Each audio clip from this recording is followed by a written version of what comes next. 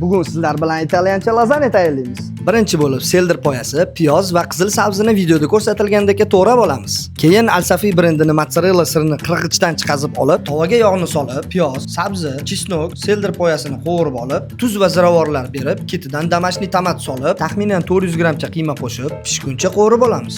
Bu vaqt ichida lazanya sousi uchun tovaga sayroq un va sutni solib, shu ko'rinishga kelguncha tayyorlab olamiz. Endi idishga birinchi bo'lib sous, ketidan tayyorlab olingan qiyma va lazanya xamirini solamiz. Ketidan yana sous va qiyma solib, ustiga Al-Safi sir qo'shib, shu jarayonni yana 2 marta takrorlab olamiz. Endi yarim soat pechga qo'yib, pishguncha salat tayyorlab olamiz. Idishga rukla, bulg'or qalampiri, tovuq go'shti, cherri pomidori, pesto sous va Al-Safi sirini qo'shib, ohista aralashtirib olamiz. Salatni likopga solib, ustiga balzamik sous bilan bezatib olamiz. Mana lazanya taomi ham tayyor. Ko'rinishi yoqgan bo'lsa, bitta like bosib, tayyorlab bermoqchi bo'lgan insoningizga jo'natib qo'ying.